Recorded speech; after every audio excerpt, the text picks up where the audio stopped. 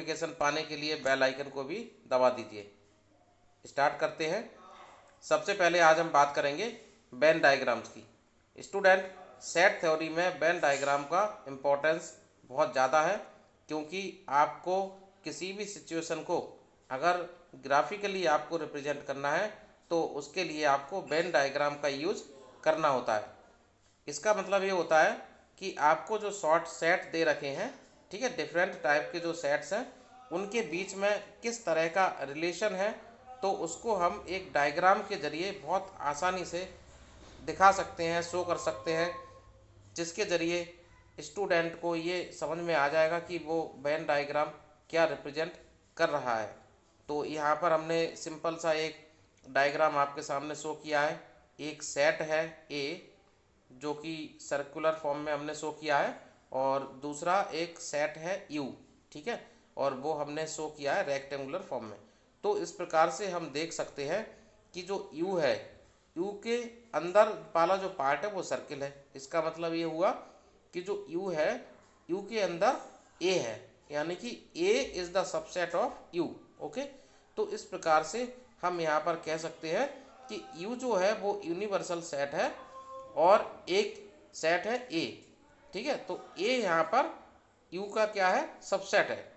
तो इसको हमने मैथमेटिकल फॉर्म में ना लिखते हुए डायग्राम के फॉर्म में आपके सामने रिप्रेजेंट कर दिया है। तो इससे हम देखकर ये पता लगा सकते हैं कि A is the subset of you. Okay, next अब हम बात करेंगे वेन डायग्राम को एक्सप्लेन करेंगे, साथ में कुछ मैथमेटिकल ऑपरेशंस हैं, ये बहुत ज़्यादा इंपॉर्टेंस रखती हैं सेट थ्योरी में। तो इनका यूज हम कैसे करना है और इनका रिप्रेजेंटेशन कैसा होता है, और साथ में इनके लिए वेन डायग्राम भी हम शो करेंगे कि डायग्राम के जरिए आप इनको कैसे रिप्रेजेंट कर सकते हैं। तो सबसे पहला जो ऑपरेशन है यहाँ पर, उसको हम बोलते हैं यूनियन ऑफ सेट्स, और दूसरा जो ऑपरेशन है उसको बोलते हैं इंटरसेक्शन ऑफ सेट्स, तीसरा है difference of set, fourth disjoint sets, और फिफ्थ है कॉम्प्लीमेंट ऑफ सेट्स। तो बारी बारी से एक एक करके हम इनको डिस्कस कर लेते हैं। बहुत आसान तरीके से मैं बताऊंगा इनको। तो सबसे पहला है हमारा यूनियन। यूनियन का मतलब स्टूडेंट आप जानते हैं, यूनियन का मतलब होता है एक ग्रुप, एक संगठन। तो यहाँ पर हम बात करेंगे if we have two sets, आपके पास अगर दो सेट हैं तो यूनियन का मतलब ये होगा कि दोनों के एलिमेंट अगर एक साथ किसी सेट के अंदर आ जाएंगे तो वो इन दोनों का यूनियन कहलाएगा। ठीक है स्टूडेंट, दो सेट, तीन सेट, ठीक है, जितने भी सेट होंगे उन सभी के एलिमेंट को अगर आप एक साथ इकट्ठा कर देते हैं तो उसको हम बोलेंगे यूनियन। जैसे हम बोलते हैं ना, कोई फैक्ट्री है तो फैक्ट्री में बहुत सारे एम्प्लॉय मजदूर काम करते हैं और उनका क्या होता है, एक यूनियन होता है, संगठन होता है। ठीक है, जब कभी प्रॉब्लम आती है तो अपनी डिमांड रख सकते हैं, है ना, ऑनर के सामने। तो इसी प्रकार से यहाँ पर जैसे एक्स और वाई दो सेट है हमारे पास, जिसमें एक्स में 2 3 7 है और वाई के एलिमेंट है 4 5 8। तो एक्स यूनियन, ठीक है, वाई यूनियन को आप इस तरीके से यू जैसा सिंबल है इससे रिप्रेजेंट हम करते हैं। तो एक्स यूनियन वाई को हम लिखेंगे यहाँ पर 2 3 7 4 5 8। ओके, अब इसका वेन डायग्राम। तो वेन डायग्राम स्टूडेंट हमको रिप्रेजेंट करना है, यानी कि आपको दिखाना है कि जो ए सेट है और बी सेट है, इन दोनों के एलिमेंट आने चाहिए यूनियन में। तो देखो हमने ए सेट ले लिया और बी ले लिया, और ए यूनियन बी को हमने शो किया है, यानी कि जो डार्क कलर आपको शो हो रहा है दोनों सर्किल के अंदर आ रहा है। तो इस प्रकार से बोल सकते हैं आप कि ए के एलिमेंट भी आ रहे हैं यू के अंदर, इसके अंदर, और बी के भी आ रहे हैं। ठीक है, दोनों के एलिमेंट आ रहे हैं, तो this is the union of sets. Next इसकी प्रॉपर्टीज़ की बात करते हैं हम। तो प्रॉपर्टीज़ में सबसे पहली प्रॉपर्टी है A union B equal to B union A, यानी कि ये कम्यूटेटिव लॉ होता है, आप शुरू से पढ़ते आ रहे हैं, ठीक है, इसको फॉलो करता है। दूसरा है एसोसिएटिव लॉ। तो अगर हमारे पास तीन सेट है तो इस तरीके से ए यूनियन बी फिर यूनियन सी, तो इसको इस प्रकार से लिखा जा सकता है ए यूनियन और फिर बी और सी का यूनियन। ओके, तो this is the associative law. तीसरा है हमारे पास ए यूनियन फाई, यानी कि नल सेट। अगर यूनियन करते हैं फाई के साथ तो फाई में तो कोई एलिमेंट है ही नहीं, तो ऑब्वियसली आपको क्या मिलेगा, ए मिल जाएगा। तो इस प्रकार से आप बोल सकते हैं A union phi equal to A, law of identity भी कहलाता है। इसके बाद बात करते हैं हम ए यूनियन ए, मतलब ए का ए के साथ यूनियन, तो आपको ए मिलने वाला है क्योंकि भाई दोनों के एलिमेंट सेम है। हमने कहा है कि सेट थ्योरी में हम एलिमेंट को रिपीट नहीं करते, तो ये कहलाता है आइडेम्पोटेंट लॉ। ओके, इसके बाद है यू यूनियन ए। यू आपका क्या होता है, यूनिवर्सल सेट होता है। तो आपको पता है कि यूनिवर्सल सेट हमेशा, ठीक है, ए से हमेशा बड़ा होता है, यानी कि इसमें एलिमेंट बहुत सारे होते हैं और ए इसका सबसेट होता है। तो यहाँ पर भाई आपको यूनियन करना है, तो यूनियन में आपको कौन मिलेगा, यू मिलेगा। ठीक है, अब हम बात करते हैं दूसरी जो हमारे पास में ऑपरेशन है, intersection of sets. Intersection of set का मतलब होता है कि जब हमारे पास दो सेट दिए होंगे और दोनों सेट के जो कॉमन एलिमेंट है, ठीक है, अगर वो नए सेट में आते हैं तो उसको बोलते हैं हम intersection. Set of all element, set of all element which are common to all given as set gives intersection of sets. इसको रिप्रेजेंट करते हैं इस तरीके से। अभी हमने यूनियन को यू से रिप्रेजेंट किया था, तो यू का उल्टा मान लो आप इसको, तो यू का ये उल्टा है, इससे हम इंटरसेक्शन को रिप्रेजेंट करेंगे। तो जैसा कि हमने कहा है कि एक सेट हमारे पास एक्स है और दूसरा सेट हमारे पास वाई है। अब इन दोनों सेट में जो कॉमन एलिमेंट है, केवल टू कॉमन आ रहा है, तो इसको हम लिख सकते हैं कॉमन एलिमेंट का जो सेट होगा that is the intersection of A and B. Okay, अब आपको वेन डायग्राम में रिप्रेजेंट करना है इसको। तो वेन डायग्राम में देखो हम ऐसे रिप्रेजेंट करेंगे कि जो कॉमन है, तो कॉमन पोर्शन आपको शो करना है। कॉमन पोर्शन आपका क्या होगा, A union A intersection B होगा। ओके, तो इस प्रकार से हम देख सकते हैं। ठीक है, ये आपका यूनिवर्सल है, तो यूनिवर्सल के अंदर तो दोनों ही है, ए एंड बी, और ए और बी के बीच में जो कॉमन पार्ट है, कॉमन पार्ट को हम बोल रहे हैं A intersection B. Okay, next, अब इसकी प्रॉपर्टीज़ की बात करते हैं। प्रॉपर्टीज़ में सबसे पहले कम्यूटेटिव लॉ को ये फॉलो करता है, जैसा यूनियन में होता है वैसे ही यहाँ भी है। दूसरा, एसोसिएटिव लॉ के लिए भी इंटरसेक्शन फॉलो करता है, ठीक है, जैसा कि यूनियन में भी हमने पढ़ा था। अब बात करते हैं तीसरा जो है लॉ ऑफ फाई। ठीक है, तो इसके लिए फाई और ए का इंटरसेक्शन करेंगे तो फाई मिलेगा अपन को। ठीक है, यू और ए का कॉमन करेंगे तो इसमें इंटरसेक्शन यू और ए का करना है, तो आपको कौन मिलेगा भाई, जिसके एलिमेंट कम है। ठीक है, तो आपको ए मिल जाएगा। ओके, ये इसमें थोड़ा सा डिफरेंस है, तो ये आपको अच्छे से याद रखना है। ए इंटरसेक्शन ए, भाई ए का ए के साथ कॉमन, तो कॉमन एलिमेंट क्या आएंगे, एक ही एलिमेंट आ जाएंगे, तो ए आ जाएगा। अब हम बात करते हैं डिस्ट्रीब्यूटिव लॉ की। तो यहाँ पर हमारे पास थ्री सेट्स हैं ए बी सी, तो इस तरीके से ए इंटरसेक्शन और बी और सी का यूनियन। ओके, तो ये डिस्ट्रीब्यूट हो जाएगा और आपका इधर बनेगा ए इंटरसेक्शन बी यूनियन आ जाएगा बीच में, और फिर आ जाएगा ए इंटरसेक्शन सी। तो ये डिस्ट्रीब्यूटिव लॉ कहलाता है। आपको ये लॉ भी याद रखने हैं क्योंकि जब हम प्रॉब्लम करेंगे तो आपको ये यूज़ करने होंगे। Next, difference of sets. अब बात कर रहे हैं हम टू सेट का डिफरेंस। ओके, तो डिफरेंस ऑफ सेट्स का मतलब होता है अगर हमारे पास दो सेट हैं एक्स और वाई, तो आप उनको डिफरेंस के फॉर्म में कैसे लिखेंगे, कैसे डिफरेंस बताएंगे। तो it has only those element which are in the set X and not in the Y. यानी कि जब एक्स और वाई का डिफरेंस आपको निकालना है तो केवल वो ही एलिमेंट आपको लिखनी है जो एक्स में अवेलेबल है।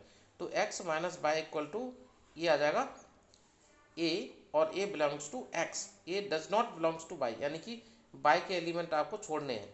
तो इस प्रकार से बाय माइनस एक्स भी लिख सकते हैं, लेकिन बाय माइनस एक्स क्या हो जाएगा, उल्टा हो जाएगा। अब आपको बाय के एलिमेंट लिखने होंगे और एक्स के छोड़ने होंगे। तो हम एक एग्जांपल से बता देते हैं। सेट एक्स है हमारे पास जिसके एलिमेंट है ए बी सी डी, और दूसरा सेट बाय है जिसके एलिमेंट है B C E F. Okay, अब आपको लिखना है एक्स माइनस बाय, तो एक्स माइनस बाय में आ गया ए डी, यानी कि दो एलिमेंट आ रहे हैं। ठीक है, दो एलिमेंट किसके आ गए, जो एक्स में है और बाय में नहीं है। अब आपको देखना है उल्टा इसका बाय माइनस एक्स, तो बाय और एक्स का डिफरेंस बाय माइनस एक्स, इसमें आपके आ जाएंगे ई और एफ। ओके, क्योंकि बाय के एलिमेंट आएंगे जो एक्स में नहीं है। इसका रिप्रेजेंटेशन हम देख सकते हैं यहाँ पर। तो इसका रिप्रेजेंटेशन इस प्रकार होगा ए और बी। ठीक है, ए माइनस बी जब करेंगे तो आपको देखो यहाँ पर ये वाला जो पोर्शन है ये वाइट पोर्शन हो गया, तो वाइट पोर्शन बता रहा है कि यहाँ पर अपन ने क्या किया, a माइनस बी किया जैसे, या x माइनस बी किया, तो इसका मतलब ये हुआ कि यहाँ पर a के एलिमेंट आ गए और जो b के एलिमेंट वाला पोर्शन था वो वाइट हो गया। ठीक है, वो एलिमेंट अपने यहाँ पर नहीं आ रहे। ओके, तो ये वाला जो पोर्शन है अपना ये शो कर रहा है कि b के एलिमेंट आपको छोड़ने हैं। ओके, नेक्स्ट अब हम बात करने जा रहे हैं डिसजॉइंट सेट्स की। तो डिसजॉइंट सेट्स का मतलब होता है ऐसे दो सेट जिनके बीच में कोई भी एलिमेंट कॉमन ना हो।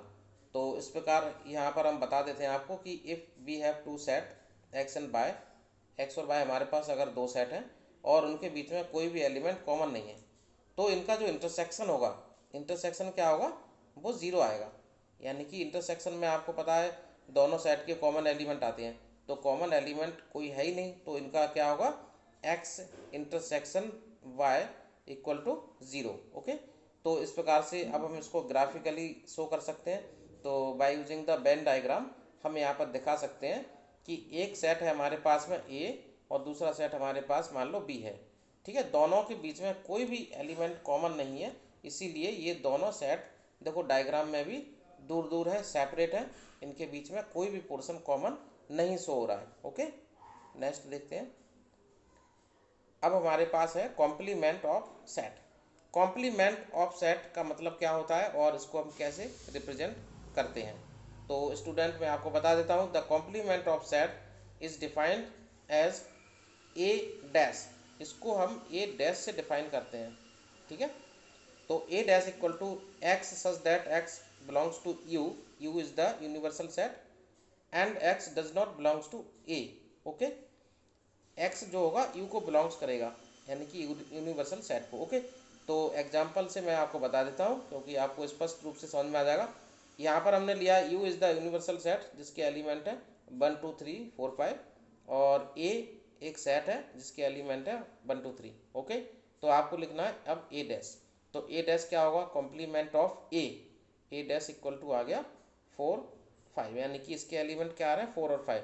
तो देख लीजिए आपका जो यूनिवर्सल सेट था उस यूनिवर्सल सेट में से ए के एलिमेंट हमने हटा दिए 1 2 3 को, तो बचे एलिमेंट कौन है 4 एंड 5, और ये आपको बता रहे हैं कि this is the element of complement of A. Okay, अब इसके बाद इसकी प्रॉपर्टीज की बात करते हैं। तो पहली प्रॉपर्टी है कॉम्प्लीमेंट लॉ। कॉम्प्लीमेंट लॉ में हम बताते हैं ए का ए डैश के साथ यूनियन अगर करते हैं तो आपको क्या मिलता है, यू मिलता है, यू यानी कि यूनिवर्सल सेट मिलता है। और अगर हम ए का ए के साथ में इंटरसेक्शन करते हैं, ए का ए डैश के साथ इंटरसेक्शन किया तो आपको मिलने वाला 5, क्योंकि ए और ए डैश के बीच में कोई भी कॉमन एलिमेंट नहीं होगा। Okay, law of double complement. Double complement का मतलब होता है कि अगर हमने किसी सेट का कॉम्प्लीमेंट निकाल दिया, कॉम्प्लीमेंट आ गया उसका ए डैश, अब ए डैश का फिर से कॉम्प्लीमेंट निकाल दिया, वो कहलाता है डबल कॉम्प्लीमेंट। तो कॉम्प्लीमेंट का कॉम्प्लीमेंट जब निकालोगे तो वापस वही सेट आ जाता है। तो इस प्रकार से हम लिख सकते हैं ए डैश का whole dash equal to A, double complement में वापस हमको वही सेट मिल जाता है। ओके, अब हम बता रहे हैं कि फाई का कॉम्प्लीमेंट क्या होगा और यू का क्या होगा। तो यहाँ पर हम देख रहे हैं कि फाई डैश हमने लिख दिया है, तो फाई डैश का जो कॉम्प्लीमेंट होगा वो क्या आ जाएगा, यू, क्योंकि भाई सारे एलिमेंट आ जाएंगे जो कि फाई में नहीं है, तो फाई में तो वैसे भी एलिमेंट है ही नहीं, कोई भी नहीं है, तो इसलिए यू के सारे एलिमेंट आ जाएंगे। अगर यू डैश करते हैं तो वो फाई हो जाएगा, क्योंकि यू में तो सारे एलिमेंट है और उनको सभी को छोड़ना है, तो फाई जो बचा आपका सेट होगा वो कैसा हो जाएगा, नल सेट हो जाएगा, यानी कि उसमें कोई भी एलिमेंट अवेलेबल नहीं होगा। तो आज का जो वीडियो लेक्चर है आपको कैसा लगा स्टूडेंट, कमेंट बॉक्स में ज़रूर आप कमेंट भी करिए। और अगर हमारे वीडियो लेक्चर आपको अच्छे लग रहे हैं तो इसी प्रकार से आप लगातार हमारे चैनल को इसी तरह से देखते रहिए, वीडियो लेक्चर आपको रेगुलर मिलते रहेंगे। चैनल को ज़्यादा से ज़्यादा सब्सक्राइब कीजिए, लाइक कीजिए और इसी प्रकार से हमारा हौसला बढ़ाते रहिए, तो हम आपके सामने इसी प्रकार के वीडियो बनाकर प्रस्तुत करते रहेंगे। जय हिंद, जय भारत।